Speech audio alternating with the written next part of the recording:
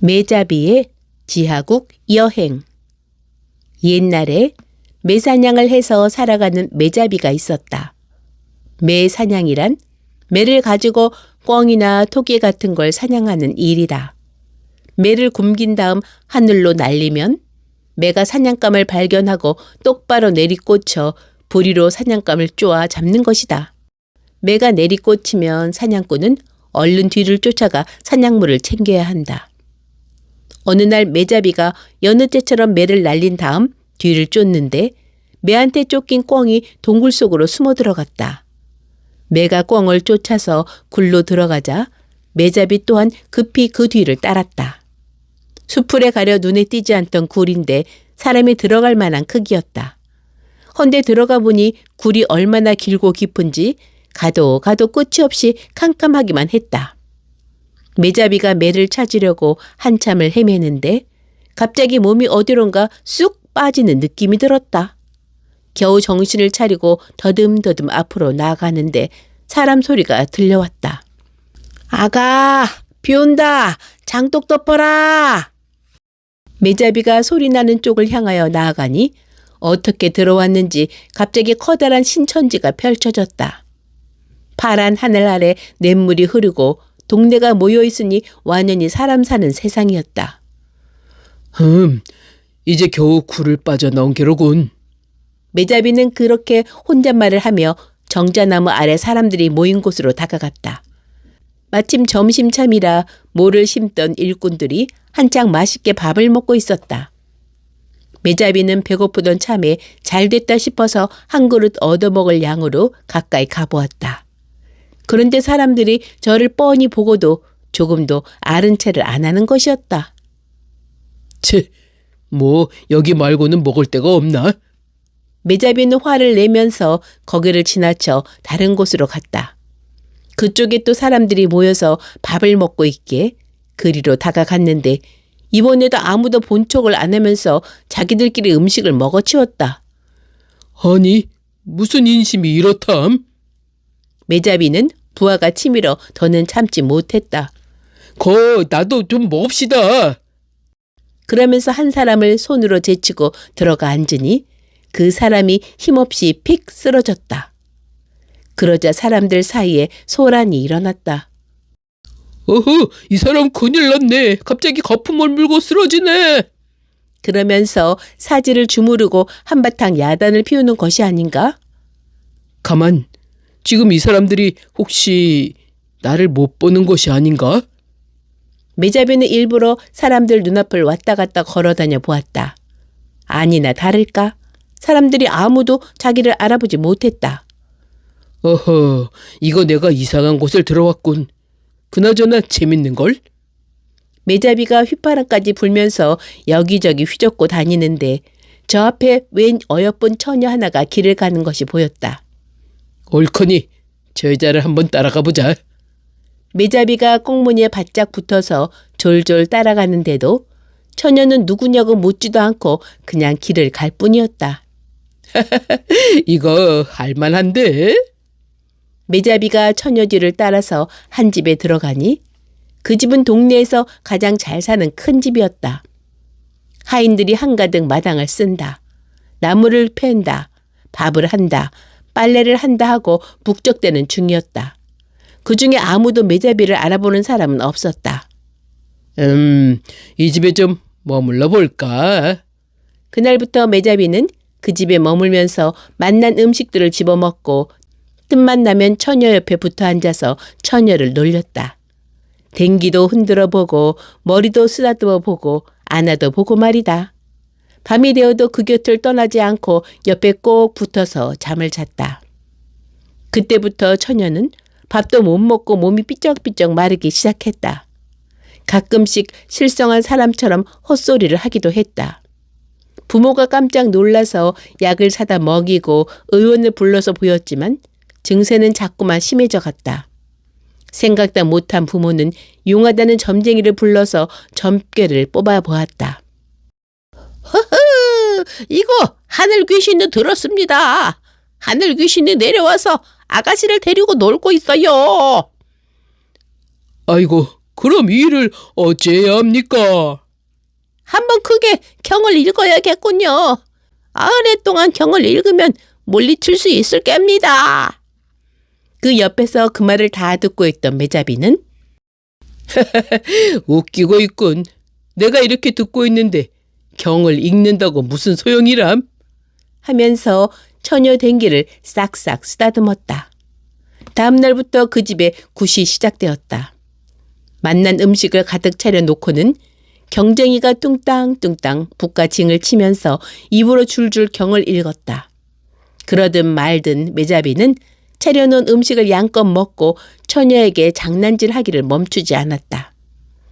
그렇게 90회째 되던 날, 그날도 실컷 배를 채운 매자비가 배를 두드리고 있는데 경쟁이가 웬 조그마한 병을 하나 갖다 놓고서는 신장대를 흔들며 주문을 외웠다.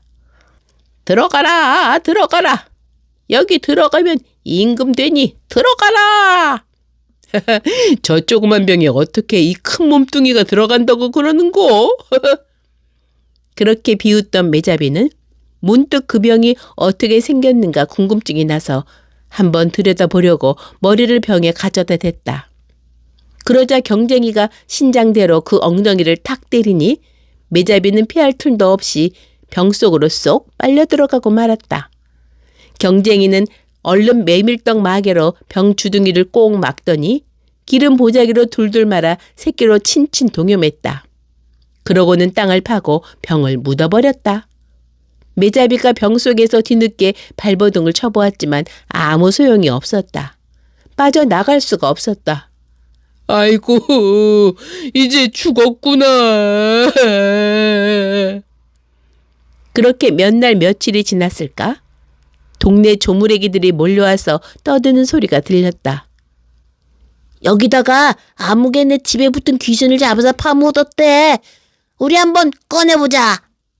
그러더니 땅을 파고서 매자비가 갇힌 병을 꺼내 이리 굴리고 저리 굴렸다.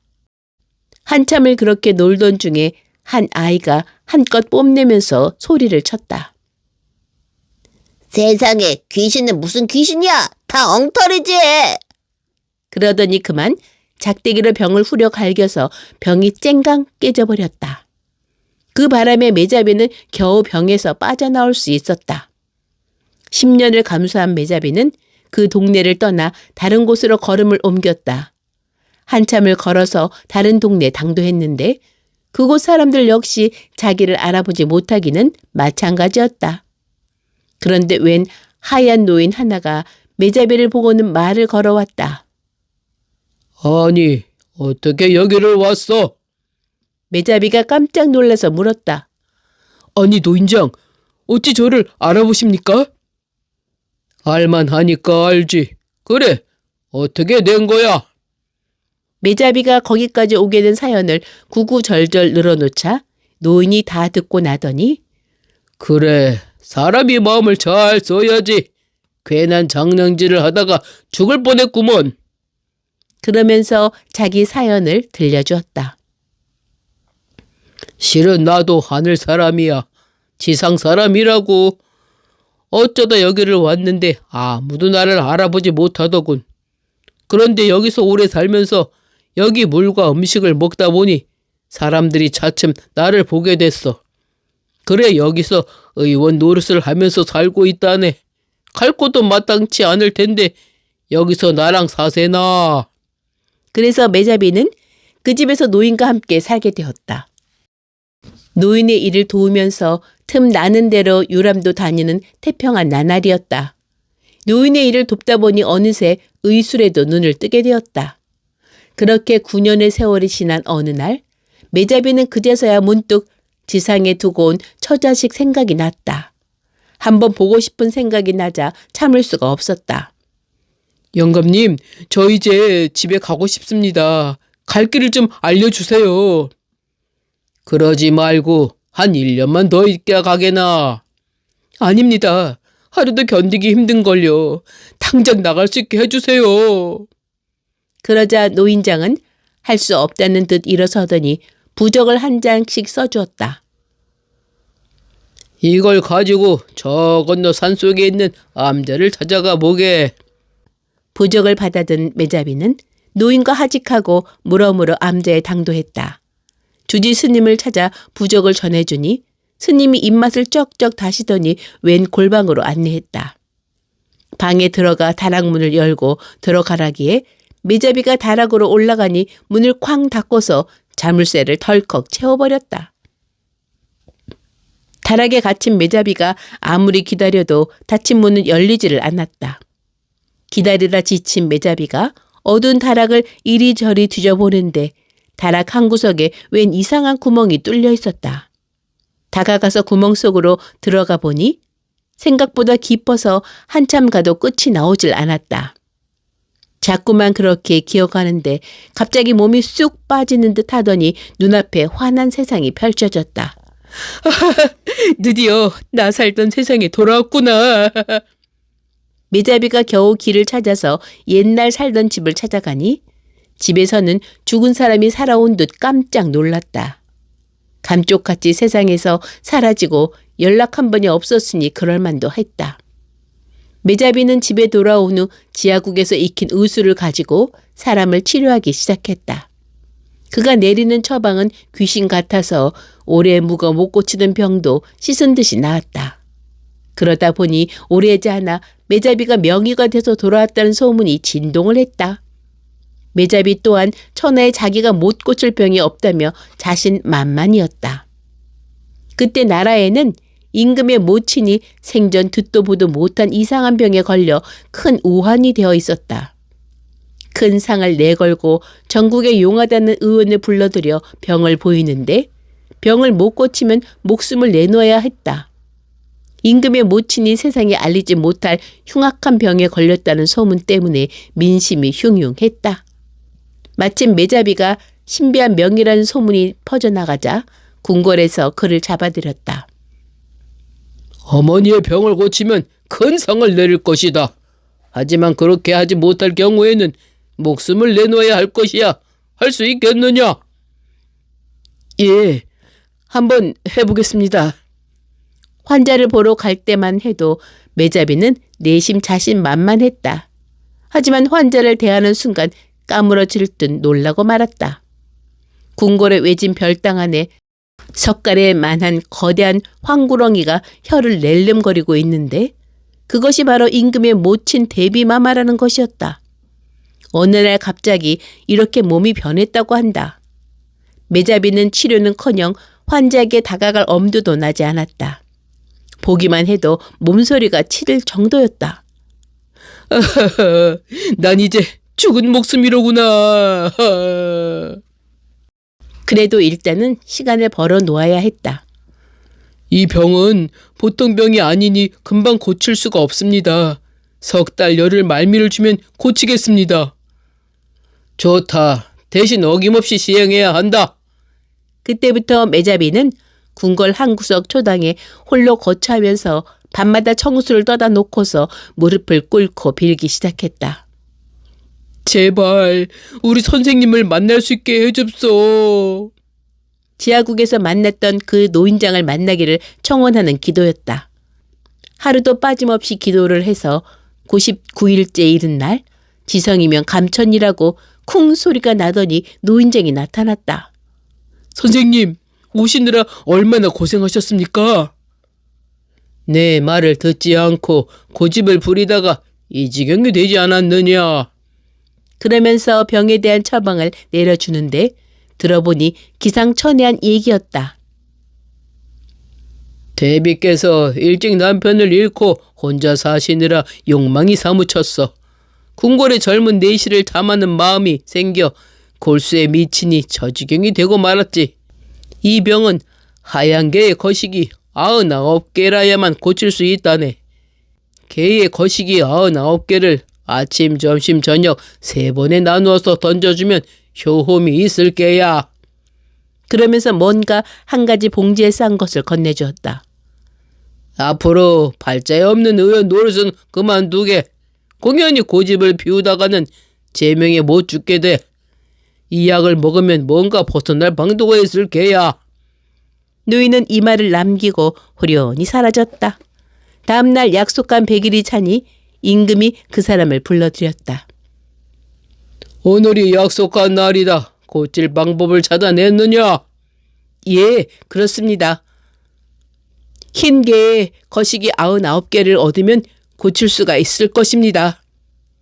임금은 당장 사람들을 시켜 개의 거시기 99개를 구하도록 했다. 물건을 받아든 매자비는 노인이 알려준 대로 아침, 점심, 저녁 3번에 걸쳐 33개씩 거시기를 건네주었다.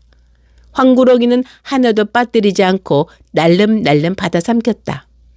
마지막 99번째 물건을 탁 받아 삼키자 황구렁이가 몸을 비비 꼬더니 훌떡 허물을 벗고 사람으로 변하였다. 대비마마의 본 모습으로 돌아온 것이었다. 임금은 크게 기뻐하며 매자비에게 평생 먹고 살고도 남을 만큼의 은금 보화를 상으로 내렸다. 금은 보화를 받고 집으로 돌아온 매자비는 노인장이 해준 말을 잊지 않고 봉지를 꺼내서 약을 먹었다. 그러자 갑자기 눈동자가 휘딱 돌아가면서 초점을 잃어버렸다. 누가 보아도 완연한 장님의 모습이었다. 하지만 앞이 안 보이는 것은 아니었다. 아하, 그런 뜻이었구나. 매자비는 그날부터 장님으로 행세하기 시작했다. 천기를 누설한 죄로 장님이 돼서 가진 능력을 다 잃었다고 하면서 다시는 의수를 쓰지 않았다. 다만 임금한테서 받은 재물을 가지고 평생을 일 없이 그저 편안하게 살았다고 한다. 안녕하세요. 유튜버 뽀뺀맘 명선입니다. 우리나라 곳곳에 숨어있는 전설들을 들려주고 있습니다. 여러분의 구독과 응원 댓글, 좋아요는 저에게 큰 힘이 된답니다. 화이팅 해주실 거죠? 감사합니다.